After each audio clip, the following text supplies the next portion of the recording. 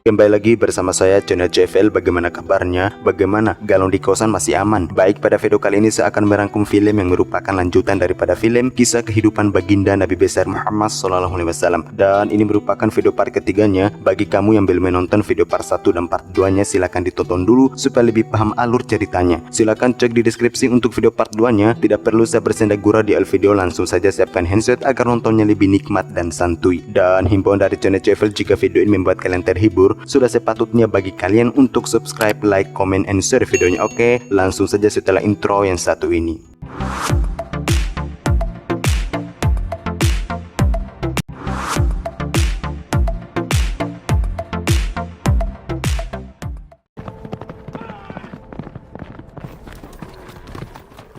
Di awal cerita dimulai dengan memperlihatkan sosok Abu Lahab. Di sini dia sedang mendatangi tempat seorang pendeta bernama Ismail. Kedatangan Abu Lahab membuat Ismail merasa terhormat oleh karena Abu Lahab sendiri berlatar belakang sebagai pembesar saudagar di kota Mekah. Sehingga dengan kedatangan Abu Lahab dia merasa bahagia. Entah apa tujuan Abu Lahab mendatangi kediaman Ismail, saya juga tidak tahu menahu, sebab di film ini tidak dijelaskan secara detail. Namun inti daripada percakapan mereka adalah Ismail meminta izin kepada Abu Lahab untuk mempersilahkan mereka berdagang di kota Mekah dalam musim haji nanti. Dan juga karena Ismail bersama pengikutnya ingin membuat kesepakatan dengan pemimpin Quraisy yang baru. Kata Ismail, میشود این سفره اولین سوریه موسم حج آینده منعی برای تجارت ما و مکه نباشد.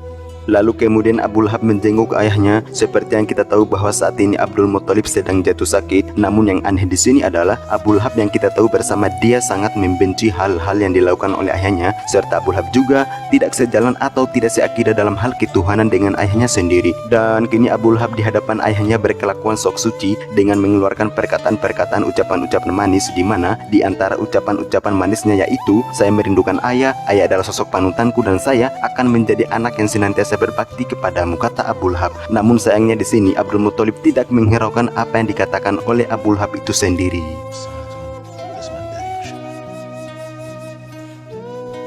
Dan kita akan menyaksikan detik-detik akhir-akhir wafatnya Abdul Muthalib. Di sini terlihat seluruh dari pihak keluarganya termasuk anak-anaknya sedang mengelilinginya. Namun di sini Abdul Muthalib hanya menginginkan Nabi Muhammad dengan Abu Thalib, dan dia berwasiat kepada Abu Thalib bahwa Nabi Muhammad tidak memiliki ayah, disusul lagi ibunya telah meninggal dunia. Oleh karena itu kamu harus merawatnya sama halnya kamu merawat anakmu sendiri, kata Abdul Muthalib. Dan tak berselang lama setelah memberikan wasiat kepada Abu Thalib, kini Abdul Muthalib menghembuskan nyawanya untuk terakhir kalinya.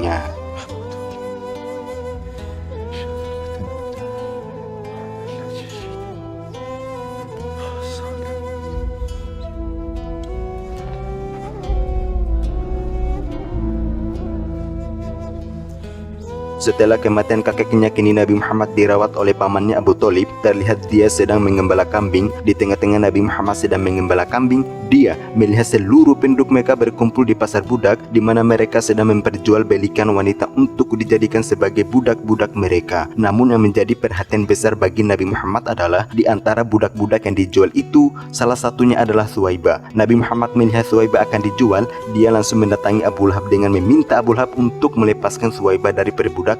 Namun Abu Lahab bersama istrinya bersikeras untuk tidak membebaskan Suwaibah oleh karena Suwaibah sendiri memiliki banyak utang yang begitu banyak. Mendengar hal ini, Nabi Muhammad bersedia untuk menggantikan utang Suwaibah kepada Abu Lahab dengan jaminan Suwaibah harus dibebaskan dari perbudakan. Istri Abu Lahab mendengar permintaan Nabi Muhammad, dia bersedia untuk membebaskan Suwaibah dari perbudakan.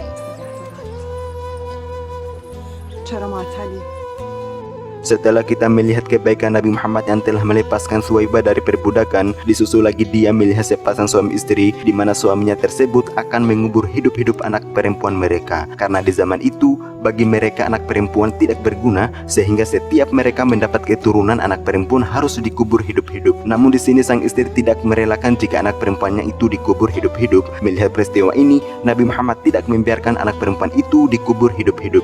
Dia langsung mengangkatnya dan berkata kepada pria ini bahwa anak perempuan itu merupakan suatu rahmat. Pria ini mendengar perkataan Nabi Muhammad membuatnya luluh, dan anaknya tersebut tidak jadi dikubur hidup-hidup. Dan mari saya perlihatkan dengan sosok Abu Thalib. Terlihat dia sedang mendatangi kediaman Abu Lahab dengan tujuan untuk memberikan utang Nabi Muhammad. Yakni, kini Nabi Muhammad akhirnya telah melunasi utangnya kepada Abu Lahab. Jamilah mengetahui Nabi Muhammad telah melunasi utangnya dan sudah menjadi kafilah besar, dia merasa iri dan menyalahkan suaminya Abu Lahab, di mana, kenapa dulu kamu tidak bilang kepada ayahmu Abu Thalib untuk mengadopsi Nabi Muhammad? Mengadopsi itu menurut KBBI adalah mengambil atau mengangkat anak orang lain secara sah menjadi anak sendiri. Itu nampaknya Jamilah sangat menginginkan Abu Lahab untuk merawat Nabi Muhammad setelah mengetahui Abu Thalib ketika merawat Nabi Muhammad berbagai keberkahan yang senantiasa meliputi keluarga Abu Thalib, sehingga dengan perhal inilah yang membuat Jamilah merasa iri. Namun di sini Abu Lahab dengan santainya mengatakan kepada istrinya, yaitu, "Saya tidak peduli," kata Abu Lahab. Lalu kemudian Abu Lahab menyuruh salah satu anak buahnya untuk mengantarkan surat kepada pendeta Ismail. Isi daripada surat tersebut adalah mengabarkan kepada Ismail bahwa Nabi Muhammad bersama rombongannya sedang pergi ke negeri Syam. Dan juga isi daripada surat itu adalah memerintahkan Ismail untuk membunuh Nabi Muhammad SAW. Mendapat surat dari Abu Lahab, Ismail langsung bergegas pergi menyusul kepergian Nabi Muhammad bersama rombongan kafilah dagang Quraisy.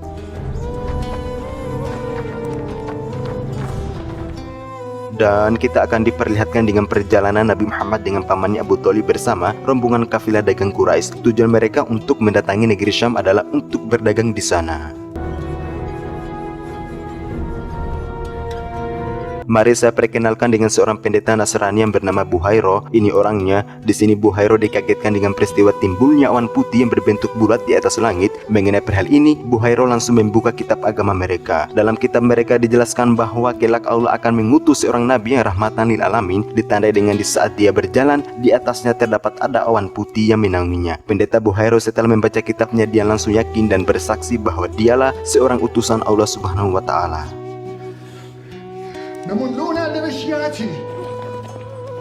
Lalu kemudian pendeta Buhairo menyuruh beberapa orang untuk menghampiri Abu Thalib bersama Nabi Muhammad dengan tujuan meminta Abu Thalib bersama rombongannya untuk memenuhi instruksi pendeta mereka, di mana pendeta Buhairo mengundang Abu Thalib bersama rombongannya untuk makan bersama. Nabi Muhammad mendengar permintaan pendeta Buhairo, dia menyarankan kepada pamannya untuk memenuhi undangan tersebut.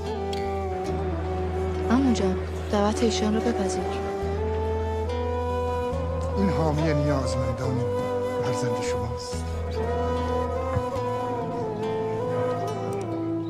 Pendeta Buhairo bersama Abu Thalib melakukan percakapan yang cukup serius mengenai adanya Nabi Muhammad. Pendeta Buhairo berkata kepada Abu Thalib bahwa keponakanmu itu bukanlah manusia biasa, oleh karenanya kamu harus berhati-hati dan kamu harus menjaganya dengan baik. Abu Thalib bertanya, apa maksud Anda dengan semua ini? Pendeta Buhairo menjawab menggunakan kitab agamanya yang berbunyi, nanti suatu saat ponakanmu itu akan menjadi seorang nabi seperti nabi kami, dan banyak orang-orang yang tidak menerima kehadirannya, akan tetapi dia akan menjadi orang bijaksana dalam menerapkan keadilan sehingga dunia akan menjadi damai, aman, tentram, sejahtera dan sentosa, kata pendeta Buhairo. Tidak berselang lama, tiba-tiba Nabi Muhammad hadir di hadapannya. Kedatangannya disertai dengan cahaya yang begitu terang yang membuat mata pendeta Buhairo berkaca-kaca.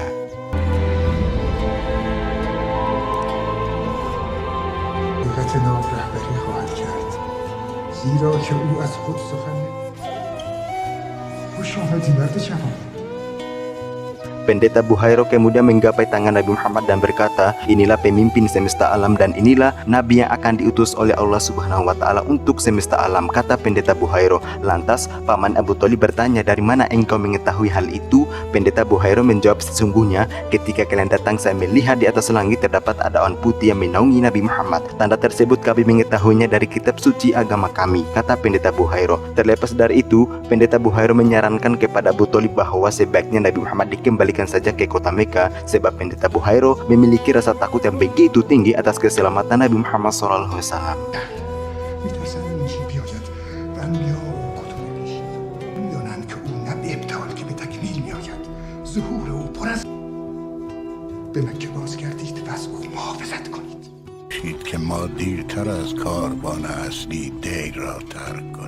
Berpindah pada scene berikutnya, kita akan diperlihatkan dengan pendeta Ismail. Di sini dia sedang menyuruh salah seorang warga Syam, di mana Ismail menyuruh pria ini untuk memerangi rombongan Abu Thalib bersama Nabi Muhammad dengan jaminan jika pria ini bersama sekutunya bisa berhasil memburu rombongan Nabi Muhammad, maka pria ini bersama sekutunya akan mendapatkan hadiah besar dari pendeta Ismail itu. با 3 نفر از کمانداران از جلو بروید و مردانی را برای نبرد اجیر کنید. شماها سایه به سایه پشت سر کاروان بروید. Dan ternyata niat buruk pendeta Ismail gugur di tengah jalan oleh karena pria yang diberikan amanah tadi mengkhianati Ismail, di mana pria tersebut malah memburu Ismail tanpa sepengetahuannya dengan menggunakan anak panah, membuat salah satu teman pendeta Ismail mati terbunuh saat itu juga. Sedangkan Ismail sendiri masih sempat melarikan diri dari peristiwa tersebut.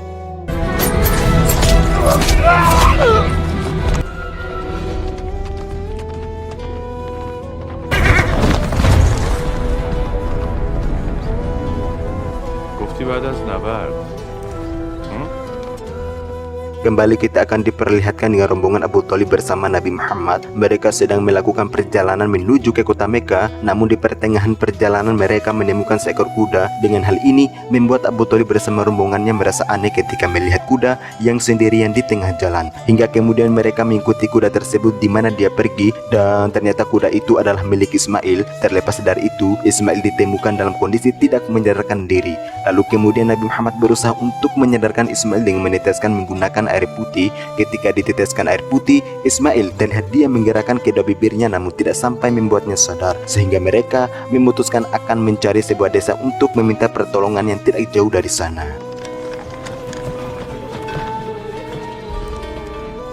Setelah mendapatkan sebuah desa yang tidak jauh dari sana, Ismail langsung diturunkan dari kendaraan mereka dan dibaringkan di satu tempat. Lalu kemudian Abu Thalib bergegas meminta pertolongan kepada warga yang ada di sana dengan berkata, "Teman kami sedang terluka dan kami butuh pertolongan dari suami kalian. Di mana suami kalian?" Wanita tua ini tidak menjawab dan hanya menunjukkan letak keberadaan suami mereka. Hingga akhirnya Abu Thalib langsung pergi ke tempat yang ditunjukkan dari wanita tua tersebut. زخمی است. طاقت سفر ندارم. آنها را کجا بیابم؟ Sesampainya di sana, Abu Thalib dikejutkan dengan perbuatan warga di sana, di mana orang-orang tersebut sedang melakukan upacara, dan yang paling mengerikan adalah sesembahan mereka itu dengan mengorbankan keluarga anak istri mereka. Karena menurut keyakinan mereka yaitu dengan menjadikan anak istri sebagai tumbal agar Tuhan mereka dapat memberikan rezeki yang begitu banyak. Tidak berselang lama, di tengah-tengah mereka sedang melakukan upacara, tiba-tiba terdengar suara ramai yang tidak jauh dari sana yang membuat seluruh orang-orang tersebut meninggalkan tempat upacara mereka untuk melihat suara ramai tersebut. Ya, ternyata sebab timbulnya suara ramai itu merupakan ulah Nabi Muhammad yang melepaskan sesembahan mereka. Sehingga kelakuan Nabi Muhammad tersebut membuat warga di desa itu heboh dan menimbulkan keributan. Ketika si tua bangka ini melihat Nabi Muhammad telah melepaskan sesembahan mereka, dia berkata kepada Rasulullah untuk membiarkan sesembahan mereka. Namun Nabi Muhammad tidak menghiraukan ucapannya, sehingga dengan perhal ini membuat si tua bangka semakin murka, sehingga dia memerintahkan kawan-kawannya untuk menangkap Nabi Muhammad saat itu juga.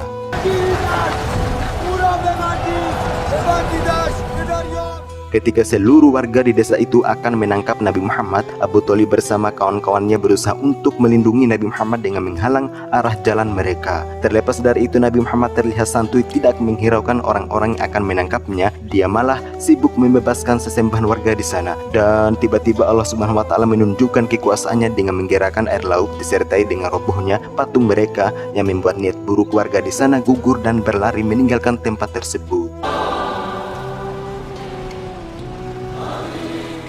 Dan yang menjadi keanehan dari peristiwa tersebut adalah seluruh orang-orang telah menjauh meninggalkan tempat itu. Namun rupanya Nabi Muhammad malah berdiam diri di tempat. Entah apa yang dia lakukan, namun yang pasti tidak berselang lama tiba-tiba dari gerakan air laut itu disertai dengan timbulnya ratusan ribuan ikan yang membuat seluruh warga di sana gembira, senang dan tersenyum. Ketika warga di sana melihat ikan-ikan itu, dimulai dari anak kecil, remaja sampai pada kaum lansia, dengan hati penuh gembira mereka langsung bergegas mengambil ikan-ikan tersebut. Terlepas dari itu, pendeta Ismail tersenyum melihat keajaiban tersebut.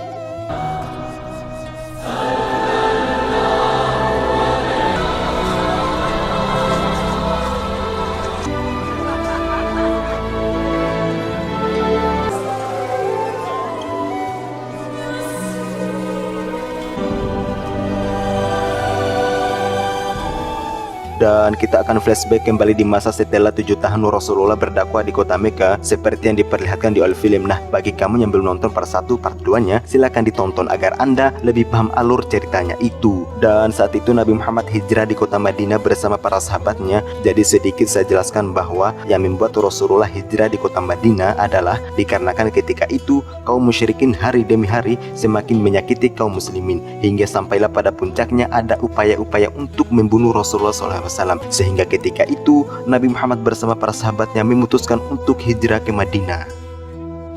Kembali kita akan diperlihatkan dengan sosok Hamzah bin Abdul Muthalib. Terlihat Hamzah sedang menyampaikan himbauan kepada seluruh penduduk Mekah untuk mendengarkan risalah yang dibawa oleh Nabi Muhammad. Lalu kemudian Abu Thalib menyampaikan risalahnya bahwa sesungguhnya Nabi Muhammad adalah utusan Allah Subhanahu wa taala, dan jika kalian semua masuk dalam agama kami tidak akan kehilangan waktu dan harta-harta milik kalian, kata Abu Thalib. Tidak berselang lama, tiba-tiba Abu Sufyan menghentikan pembicaraan Abu Thalib dengan berkata, "Wahai Abu Thalib, kamu pikir kami setuju dengan risalah yang kamu sampaikan? Kami semua tidak setuju dengan apa yang kamu sampaikan. Dan apakah Tuhan Muhammad itu yang disebut Allah mampu bertemu dengan Tuhan-Tuhan kami? Sehingga Anda, Abu Thalib, terus-terusan menyebarkan fitnah dan mengajak mereka untuk mengikutimu. Wahai Abu Thalib, apa yang kamu sampaikan itu adalah semuanya bohong dan tidak layak bagi kami. Serta juga jika Anda, Abu Thalib, tetap bersikeras mengajak penduduk Mekah untuk mengikuti ajaran Nabi Muhammad, maka kami siap menghunuskan pedang." Yakni Abu Sufyan siap berperang, kata Abu Sufyan itu.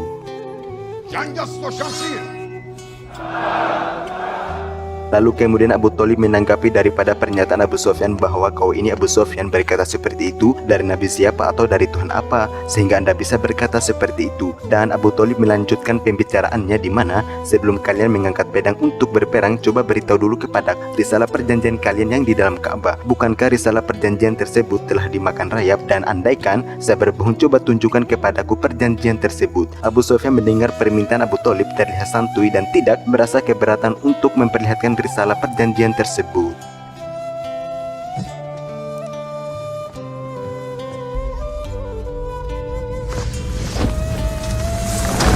سحر است. چه کسی جز ساحران از عهد Ya, ternyata apa yang dikatakan Abu Thalib itu adalah benar bahwa risalah Tuhan mereka telah dimakan rayap. Namun yang menjadi keajaiban adalah yang tersisa hanyalah nama Allah Subhanahu wa taala. Melihat hal ini, seluruh penduduk Mekah berkata kepada Abu Sufyan bahwa ternyata engkau Abu Sufyan yang licik. Tak ada lagi dari kami yang harus mendengarkanmu, kata si tua bangka ini. Dilanjutkan lagi dengan Abu Thalib mengatakan bahwasanya sudah terlihat jelas dan tidak ada lagi yang perlu diperdebatkan. Oleh karena itu, mari kita hidup damai, aman, sentosa, tentram, sejahtera, dan mari kita menerima risalah yang dibawa oleh Nabi Muhammad SAW. Abu Sufyan melihat peristiwa ini, dia tidak bisa berbuat apa-apa dan hanya dia melongo melotot di hadapan penduduk Mekah. و به خدای رو کنید که بی همتاست.